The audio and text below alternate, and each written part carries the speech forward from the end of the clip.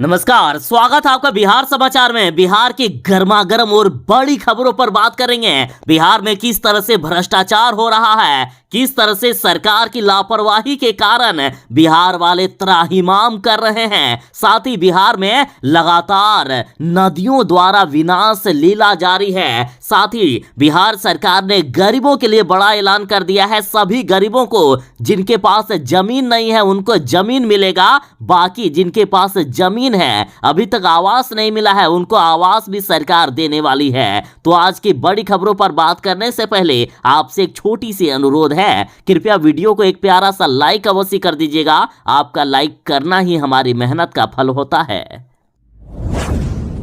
बिहार के गरीबों के लिए बड़ी खबर है। बिहार सरकार अब बिहार के हर गरीब को जमीन देने वाली है। जिनके बिहार में जमीन नहीं है तो उनको सरकार अब जमीन देगी। बिहार में अब नियम में बदलाव हो रहा है। अब स्वर्ण सहित अन्य सभी वर्गों को जो गरीब हैं और उनके पास जमीन नहीं है तो सरकार की तरफ से उनको जमीन दिया जाएगा। और पहले बिहार में सिर्फ SC ST व EBC को ही दिया जाता था, लेकिन अब बिहार के सभी वर्गों को, सभी जातियों को इसका लाभ दिया जाएगा। और इसी कैबिनेट में इस प्रस्ताव को पेश किया जाएगा। जैसे ही मंजूरी मिलती है तो बिहार के गरीबों को जमीन मिलना शुरू हो जाएगा। हालांकि वर्तमान में विभाग के पास ऐसा कोई आंकड़ा या संख्या मौजूद नहीं है जिससे ये पता चल सके कि सामान्य या अन्य वर्ग के भूमिहीन लोगों की संख्या बिहार में कितनी है, किनको जमीन मिलना चाहिए, कौन वाकई में गरीब है जिनके पास जमीन नहीं है। तो देखिए, इसका भी अब सर्वे किया जाएगा। जिनके पास जमीन नहीं है सरकार उनका सर्वे करेगी, आंकड़ा जारी करेगी और बिहार के हर गरीबों को फिर जमीन देने का कार्य शुरू कर दिया जाएगा। तो आखिर कितना जमीन मिलेगा? तो देखिए, प्रति परिवार 5 डिसमिल जमीन सरकार की ओर से दिया जाएगा। अब मान लीजिए कि जमीन दे दिया गया है, अब घर बनाने के लिए पैसे नहीं है तो हो सकता है कि PM आवास या अन्य योजना के तहत गरीबों को घर बनाने के लिए भी पैसे दिए जाएंगे, यानी आवास भी सरकार की तरफ से मिलेगा यदि जमीन मिल जाएगा। तो ऐसा भी प्रावधान किया जा रहा है। अरे बिहार के भ्रष्ट नेता, अफसर और इंजीनियर, आपके कारण आज बिहार त्राहिमाम कर रहा है। बिहार में जो बारिश में दिक्कतें आ रही है, लोगों को सड़कों पर चलने में भी डर लग रहा है, ये सब आप लोगों की काली करतूत के कारण है। देखिए, सरकार ने आदेश जारी किया कि 15 जून तक सभी नालों की सफाई हो जाना चाहिए। रास्तों पर जो गड्ढे खोदे गए हैं उन गड्ढों को भरा जाना चाहिए। ड्रेनेज सिस्टम, नालों की सफाई या अन्य सभी तैयारियों को पूरा करना है। लेकिन आप लोगों ने समय पर काम नहीं पूरा किया और इसका खामियाजा अब जनता को भुगतना पड़ रहा है। जगह जगह पर जल जमाव हो रहा है। रास्तों पर जो आपके द्वारा गड्ढे खोदे गए हैं उस पर लोग घुसकर हाथ पेड़ तोड़ रहे हैं। कई लोगों की जान जाते जाते बच रही है। अन्य जिले तो छोड़िए, राजधानी पटना की ही बात करें तो देखिए, राजधानी पटना के कई इलाकों में परेशानियां हैं। कुछ इलाकों नहीं बल्कि अधिकांश इलाकों में सरकार की लापरवाही के कारण आज लोग त्राहिमाम कर रहे हैं। सरकार के दावे सुनिएगा तो ये लोग कह रहे थे कि इस बार बिहार को बारिश में जल जमाव से बचाया जाएगा, लेकिन थोड़ी सी क्या बारिश नहीं होती है कि जगह जगह पर जल जमाव देखा जाता है। बात करें करबगिया मुख्य मार्ग की तो लगभग 3 दिनों की बारिश में हर दिन इस मार्ग पर जल जमाव की समस्या हुई है। पटना जंक्शन के करबगिया गेट के तरफ 2 फुट तक पानी बह रहा है। यहाँ का क्षेत्र काफी नीचे है और बारिश के बाद नाला पानी नहीं खींच पाता है क्योंकि यहां भी भ्रष्टाचार हुआ है। रामकृष्ण नगर का शिवाजी चौक की बात करें तो अब भी यहां पानी जमा है। इस क्षेत्र में नाला का निर्माण नहीं हुआ है। बाजार क्षेत्र होने के कारण यहां काफी भीड़ रहती है और लोगों को यहां परेशानी होती है। लोग लगातार सरकार को गाली दे रहे हैं कि आप लोगों के कारण हम जनता को भुगतना पड़ रहा है। हम लोग जब टैक्स का पैसा आपको समय पर देते हैं और नहीं देते हैं तो हमारे ऊपर कार्रवाई होती है। तो आपने समय पर काम नहीं किया तो आपको आखिर क्यों नहीं जेल जाना चाहिए। बाईपास के दक्षिणी क्षेत्र की बात करें तो यहाँ हर बारिश में जल जमाव होता है। सर्विस लेट टूटा है। चांगड़, थाना कॉलोनी, खेमनी चक सहित कई क्षेत्रों में पानी जमा हुआ है। इस क्षेत्र में नाला निर्माण अधूरा होने के कारण हर बार समस्या आती है। साहब, जिस महान जनता ने आपको 5 साल काम करने के लिए गद्दी पर बैठाया है, आप उसी के साथ धोखा कर रहे हो। एक नाले भी सही से नहीं बना सकते। मछुआ टोली की बात करें तो मछुआ टोली में नाला निर्माण के कारण समस्या बनी हुई है। यहाँ कीचड़ और पानी के कारण आवाजाही मुश्किल है। लक्ष्मी मार्केट में काफी समस्या है। तो वहीं मुसल्लहपुर हाट की बात करें तो यहाँ भी निचले इलाके होने के कारण लगातार जल जमाव होता है। सड़कों पर कीचड़ और जल जमाव के कारण काफी दिक्कत हो रही है। और ये बिहार शरीफ की तस्वीर देखिए। बिहार शरीफ का सबसे पॉश इलाका बैंक कॉलोनी है और यहाँ की मुख्य सड़क पर पिछले 6 महीनों से जल जमाव है। बैंक कॉलोनी की ये मुख्य सड़क पटना रांची NH से जुड़ती है। हमेशा इस सड़क पर पानी की धारा बहती रहती है और सरकार अपने निकम्मेपन को हमेशा साबित करती रहती है। छपरा की बात करें तो छपरा में 20 साल से ड्रेनेज का इंतजार कर रहे हैं लोग। शहर में जल जमाव अस्थायी समस्या है। ऐतिहासिक खनुआ नाले की सफाई के दावे किए जाते हैं, लेकिन हल्की सी बरसात में ही प्रमुख बाजारों में जल जमाव तो होता ही है, उसके साथ ही रिहायशी इलाकों में भी पानी दिखता है। यहाँ के लोग 20 साल से ड्रेनेज सिस्टम का इंतजार कर रहे हैं। तो वहीं गया की बात करें तो गया में भी कई नालों की सफाई अभी भी बाकी है। अब पता नहीं कब ये लोग करेंगे। बार बार ये लोग समय बढ़ाते हैं कि हम इतने दिनों में काम पूरा करेंगे और बार बार उसके लिए बजट का पैसा जारी होता है और ये लोग समय पर काम नहीं पूरा करते हैं। और बाद में आपको क्या लगता है कि जब काम करने के लिए फिर से नया डेट निर्धारित होता है तो क्या अपने जेब से ये लोग पैसा निकालते हैं? नहीं, फिर से जनता के पैसे को लूटा जाता है। बार बार जनता के पैसे को लूटना इनका मुख्य काम बन गया है। साहब, जब तक आप इन भ्रष्ट नेता अफसरों और इंजीनियरों को नहीं सुधारेंगे तब तक बिहार का विकास नहीं हो पाएगा, जल जमाव की समस्या नहीं दूर हो पाएगी और हर बार सरकार को ऐसे ही गाली पड़ता रहेगा।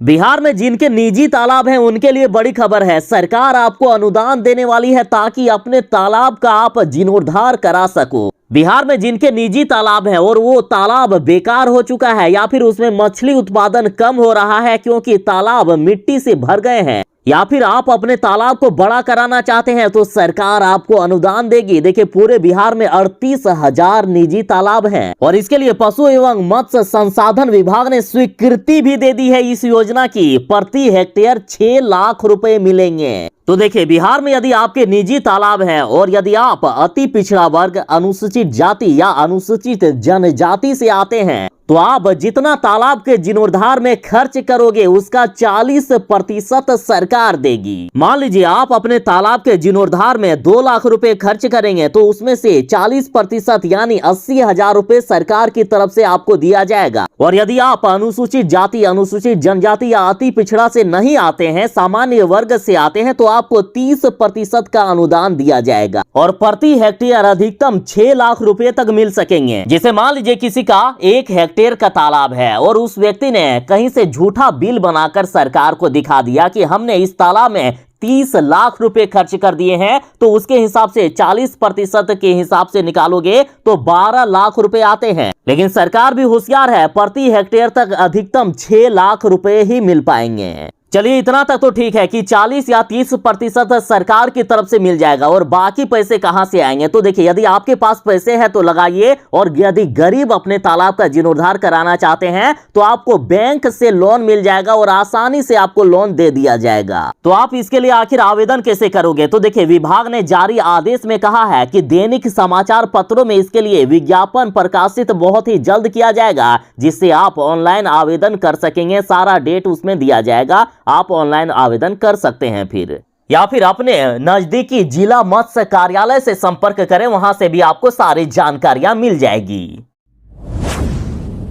बिहार के लोग, खास करके बिहार के किसान मौसम की मार झेल रहा है। किसी जिले में भयानक बारिश हो रही है, लोगों के घर द्वार तक किसी जिले में डूब गए हैं तो कहीं किसानों के खेत सूख रहे हैं। बिहार में मौसम की बेरुखी, मौसम की मार से कहीं किसानों के खेतों में गल रहा है धान का बिछड़ा तो कहीं किसानों के खेत सूख गए हैं, धान का बिछड़ा सूख गया है। बिहार में किसान परेशान है कि आखिर वे करेंगे क्या। कहीं पानी नहीं होने की वजह से किसानों के धान के बिछड़ा के साथ फसलें और सब्जियां भी तबाह हो रही है, तो कहीं इतना ज्यादा पानी कि सब कुछ गल जा रहा है। और इधर नेपाल द्वारा लगातार पानी छोड़े जाने के कारण बिहार के कई नदियों में उफान है, तो किसानों के कई एकड़ खेती युक्त जमीन नदी में समा चुका है। तो बताइए, अब किसानों के जमीन ही नहीं बचे हैं तो आखिर वे खेती अब कहां करेंगे। बिहार के किसान परेशान हैं, किसानों को दोहरी मार झेलनी पड़ रही है। मानसून की पहली बारिश से बिहार के कई जिलों में कई निचले हिस्सों के खेतों में पानी जमा होने से बिचड़ा गलने लगा है, साथ ही मुरझाने लगा है। तो वहीं ऊंचे हिस्सों में खेतों में देरी तक पानी नहीं टिकने की वजह से और अच्छी बारिश के अभाव में बिचड़ा अब पीला पड़ने लगा है। किसानों को भारी नुकसान का सामना करना पड़ रहा है। बिहार की नदियों ने विनाश लीला शुरू कर दिया है। बिहार के कई जिलों में तबाही मच गई है। लगातार नेपाल द्वारा पानी छोड़े जाने के कारण बिहार की कई नदियां विकराल हो गई है और बिहार में 100 से भी अधिक गांवों के 2 लाख परिवार बाढ़ से प्रभावित हैं। सीमांचल के बाद अब उत्तर बिहार के बड़े इलाके कटाव की चपेट में आ गए हैं। कई मकान ध्वस्त हो गए। नदियों के किनारे व मुहाने पर बसे लोग त्राहिमाम कर रहे हैं। कटाव से सहम गए हैं, डर गए हैं लोग। नदी किनारे बसे लोगों की रात की नींद उड़ गई है। भूख प्यास चैन सब खत्म हो गया है। बात करें बेगूसराय की तो बेगूसराय में भी तबाही का मंजर जारी है। बेगूसराय में 100 एकड़ से भी ज्यादा खेती की जमीन नदी में समा गया है। कई मकान गिर गए हैं। बेगूसराय में कटाव से 1 लाख से भी अधिक आबादी प्रभावित है। गंगा व बूढ़ी गंडक नदी से कटाव का खतरा बना हुआ है। बिहार में गंगा, कोसी, गंडक, बागमती, महानंदा, बूढ़ी गंडक जैसी कई नदियों के कारण भयानक तबाही आई है। तो इधर बिहार के पटना में 2 दर्जन से भी अधिक गांवों में मंडरा रहा है बाढ़ का खतरा। पटना जिले में 1,74,000 परिवार चिन्हित हैं, जिन पर भारी खतरा मंडरा रहा है। पटना में गंगा, पुनपुन व सोन नदी के उफनाने पर 25 से भी अधिक गांवों में कटाव का खतरा है।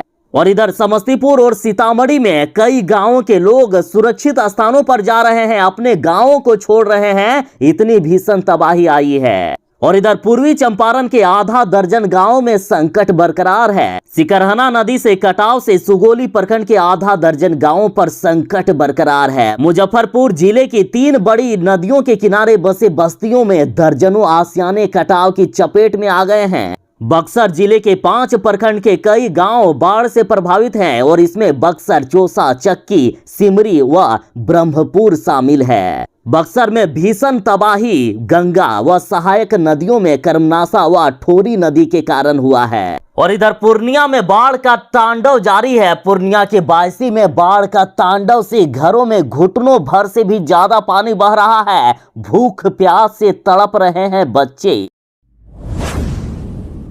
कांग्रेस का कहना है कि मोदी सरकार के 8 सालों में 9 करोड़ नौकरियां छीन ली गई है। देखिए, इस बार भी पीएम मोदी जी ने वादा किया है कि 1.5 साल के अंदर देशवासियों को 10 लाख नौकरियां दी जाएगी। और यदि आपको याद होगा तो पहले भी मोदी जी ने वादा किया था कि हर साल देशवासियों को 2 करोड़ नौकरियां दी जाएगी। और इस तरह से मोदी सरकार के 8 साल में अभी देश में 16 करोड़ नौकरियां मिल जानी थी।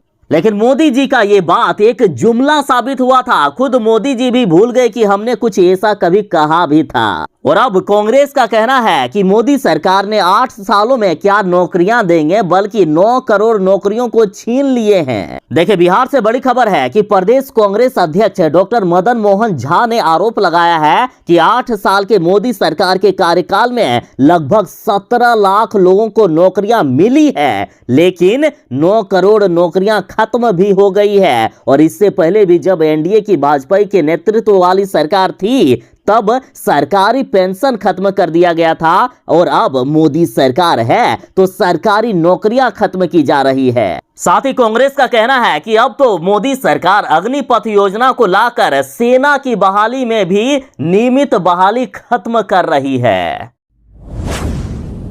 बिहार में बारिश और बाढ़ आते ही अब बिहार के नेताओं, अफसरों, इंजीनियरों और खुद सरकार की परीक्षा शुरू हो चुकी है। बिहार में जल परीक्षा शुरू हो चुकी है। अब जनता डिसाइड कर रही है कि हमारे क्षेत्र के नेता, अफसर और इंजीनियर कितने काबिल हैं। क्या इन्होंने भ्रष्टाचार किया है, और किया है तो किस स्तर पर किया है। जनता अब डिसाइड कर रही है कि हमने जिसको वोट दिया है क्या सही किया है, या फिर हमने जिस सरकार को चुना है उस सरकार को चुनकर हमने गलती कर दी। बिहार में जरा शहरों का हाल देखिए। शहर तो छोड़िए, यदि स्मार्ट सिटी की बात करें तो स्मार्ट सिटी भी थोड़ी सी बारिश में तैरने लगता है। बिहार में किस कदर भ्रष्टाचार हुआ है इसका खुलासा अब हो रहा है। देखिए 10 करोड़ खर्च किए फिर भी तैरने लगता है मुजफ्फरपुर जैसे स्मार्ट सिटी। हमारे बिहार के भ्रष्ट इंजीनियर लोग इतने काबिल हैं कि 6 माह से नालों को बनाने का काम किया जा रहा था और इसके लिए 10 करोड़ से भी ज्यादा पैसे लुटा दिए गए हैं, लेकिन फिर भी मुजफ्फरपुर स्मार्ट सिटी बारिश में तैरने लगता है।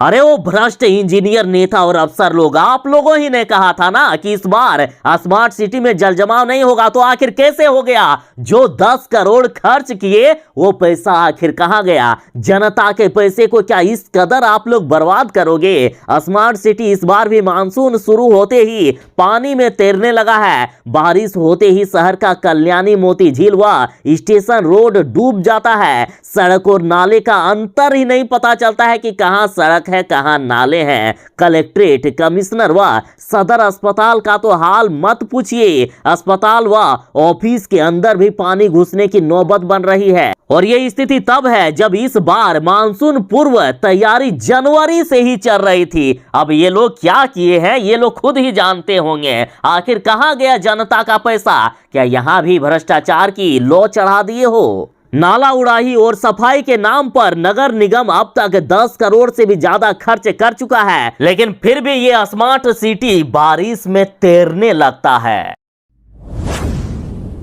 बिहार वालों की मुश्किलें कम होने का नाम नहीं ले रहा है। एक तरफ जहां बिहार में कई लोगों के आशियाने तबाह हो गए हैं, घर द्वार सब नदी में विलीन हो गया है, तो इधर गंडक नदी के जलस्तर में कमी से कटाव जारी है। किसानों के 150 एकड़ भूमि जल में विलीन हो गए। गंडक नदी के जलस्तर में कमी आने के साथ ही मधुबनी, भितहा व ठकराहा प्रखंड के क्षेत्र के दियारा में कटाव शुरू हो गया है और भयानक तरीके से कटाव हो रहा है। धनहा गौतम बुद्ध सेतु के निचले हिस्से के दियारा में कटाव लगातार जारी है, जिससे किसानों का धान लगे फसल सहित पूरी भूमि नदी में विलीन हो रहा है। यहाँ इतनी भीषण तबाही है कि अब तक लगभग 30 किसानों के फसल लगे हुए जमीन, वो भी 150 एकड़ भूमि नदी में विलीन हो चुका है और कटाव रुकने का नाम नहीं ले रहा है। अब नदी की धारा हरख टोला गांव की तरफ कटाव करते हुए पहुंच रही है। साथ ही बिहार की मुश्किलें फिर से बढ़ रही है। नेपाल में फिर से भयानक तरीके से बारिश शुरू हो गई है, जिससे कोसी नदी के जलस्तर में एक बार फिर से भारी मात्रा में बढ़ोतरी हुई है और बीते दिन की शाम 4 बजे कोसी बाराज स्थित कंट्रोल रूम से मिली जानकारी के अनुसार नदी का जलस्तर 1,73,150 क्यूसेक बढ़ते क्रम में दर्ज किया गया है। यानी जलस्तर में और भी बढ़ोतरी के संकेत मिल रहे हैं। यानी बिहार में अब और भी खतरनाक तरीके से ये नदियां तबाही मचाने वाली है।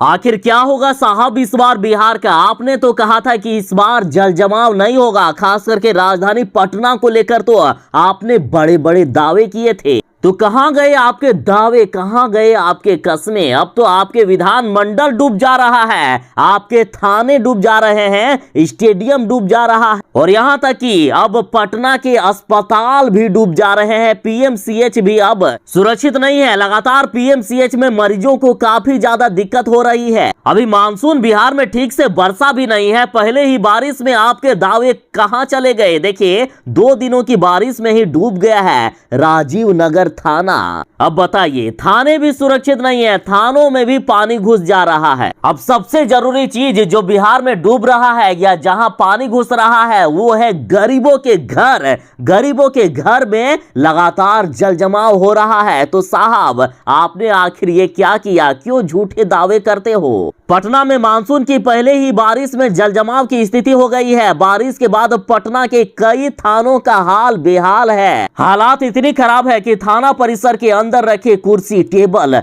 आधे बारिश के पानी में डूबे हुए नजर आए। पटना में लगातार बारिश हो रही है, जिससे इलाकों में पानी भर गया है, जिससे लोगों के घुटने भर से भी ज्यादा पानी से गुजरना पड़ रहा है। पटना के मीठापुर, यारपुर, जक्कनपुर, राजेंद्र नगर, बस स्टैंड, सिपारा, दीघा, कुर्जी जैसे कई इलाके जलमग्न हैं।